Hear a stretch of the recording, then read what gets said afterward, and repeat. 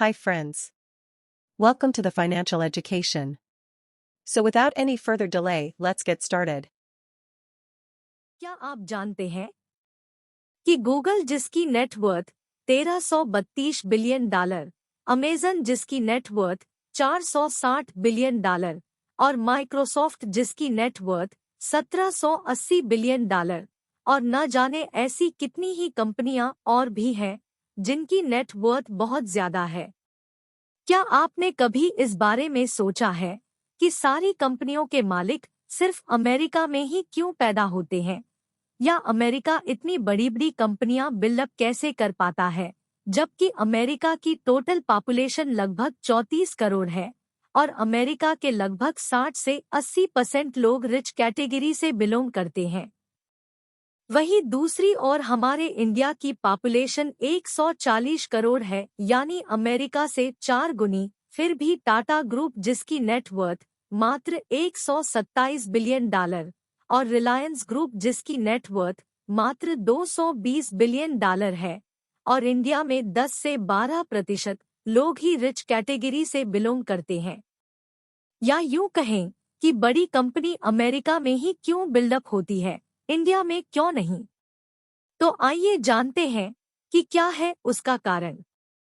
कैसे अमेरिका के लोग इतनी जल्दी अपने बिजनेस को एक्सपेंड कर पाते हैं। Number 1, GDP. 2021 में यूएसए की जीडीपी लगभग 22 ट्रिलियन डॉलर होने का अनुमान लगाया गया था, जबकि भारत की जीडीपी लगभग 3.5 ट्रिलियन डॉलर थी। नंबर 2, प्रति व्यक्ति आय। अमेरिका में प्रति व्यक्ति आय लगभग $70,000 है, जबकि भारत में यह लगभग $2,400 ही है। मतलब भारत में रहने वाले व्यक्ति की औसत आय अमेरिका में रहने वाले व्यक्ति की आय से बहुत ही कम है। इसका प्रभाव सीधे हमारी इकोनॉमी पर पड़ता है। यह वो पैमाना है जो ये बताता है कि किसी देश में रहने वाले लोगों की औसत इनकम कितनी है या वो लोग साल में कितना पैसा कमाते हैं। Number 3, income inequality. भारत में टॉप 10% कमाने वाले लोग देश की लगभग 55% संपत्ति को नियंत्रित करते हैं। यानी यदि देश में टोटल पैसा 20,000 रुपए है, तो केवल इन 10 लोगों के पास ही पूरे देश की संपत्ति का 55% मतलब 11,000 रुपए है और बाकी का 9,000 रुपए पूरे देश के लोगों के पास है। जबकि संयुक्त राज्य अमेरिका में टॉप 10% लोग संपत्ति का लगभग 30% नियंत्रित करते हैं। नंबर 4, बेरोजगारी दर। भारत में बेरोजगारी दर अमेरिका की तुलना में अधिक है। 2021 में भारत में बेरोजगारी दर लगभग 6% है, जबकि संयुक्त राज्य अमेरिका में यह लगभग 4% है। अब यदि लोगों के पास रोजगार ही नहीं होगा तो उनके पास पैसा कहां से आएगा, और जब इनकम ही नहीं होगी तो एक्सपेंड भी नहीं होगा और बिना एक्सपेंड किए गवर्नमेंट को टैक्स नहीं जा सकता। ये सारा सिस्टम एक दूसरे से जुड़ा हुआ है, किसी एक में भी कम ज्यादा होने से इसका बैलेंस बिगड़ जाता है। Number 5, financial education. सबसे ज्यादा हमारी लाइफ इसी से इम्पैक्ट होती है, क्योंकि फाइनेंशियल नॉलेज एक इम्पोर्टेंट रोल प्ले करता है हर किसी की लाइफ में, फिर चाहे वो गरीब हो या अमीर।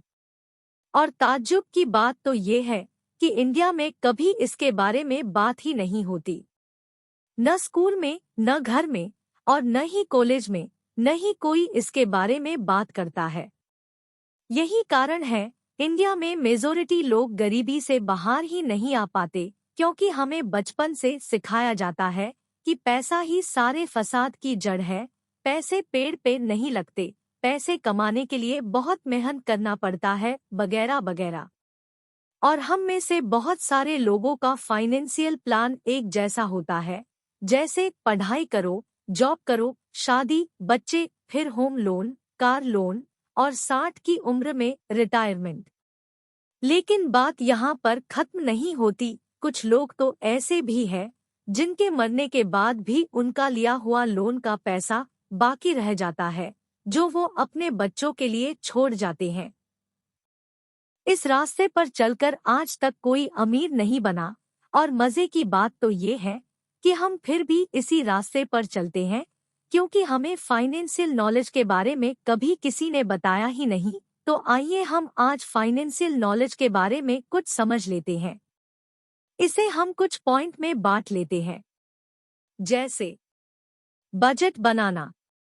हमेशा अपनी इनकम से आए पैसों का हिसाब लिखें। महीना के शुरू से आखिर तक आपने कितने पैसे कमाए और उसमें से कितने खर्च किए, और खर्च करने के बाद आपके पास कितने पैसे बचे। ऐसा करने से आपको पता चलेगा कि एक्चुअल में आपका मंथली खर्च और इनकम में अंतर कितना है, और आपको कितने पैसे कमाने की जरूरत और है। सेविंग करना। आपकी इनकम में से आपको कुछ पैसे सेव करने होंगे, जो आपको इमरजेंसी में काम आ सके। कम से कम 1 साल का आपका खर्च आपके सेविंग अकाउंट में आपको धीरे धीरे सेव करना होगा।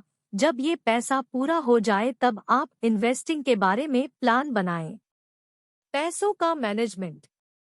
हमेशा पैसों को मैनेज करें। पहले ये देखें कि आप जो पैसा कमा रहे हैं वो आपके दैनिक जरूरी खर्चों को पूरा कर रहा है या नहीं। यदि नहीं कर रहा है तो आपको अपनी इनकम बढ़ानी होगी, और साथ ही आपको यह भी ध्यान रखना है कि आप अपनी सेविंग्स को रेगुलर कर पा रहे हैं।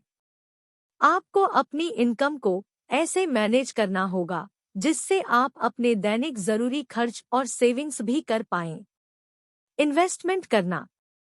अपने दैनिक खर्चों को पूरा करने के बाद और इमरजेंसी फंड बना लेने के बाद अब आप बाकी के बचे पैसों को इन्वेस्ट करें। यह इन्वेस्टमेंट आप अपने स्वयं के अनुभव से करें। जिस भी फील्ड में आपको अच्छा अनुभव हो वहां आप इन्वेस्ट करें। इन्वेस्टमेंट के समय इस बात का ध्यान रखें कि आपके द्वारा लगाया गया पैसा सेव रहे और आपको कुछ पैसे पैसिव इनकम के रूप में कमा कर दे। एसेट और लायबिलिटी में अंतर। अब आप ये समझ चुके हैं कि पैसों को सेव करना और मैनेज करना जरूरी है।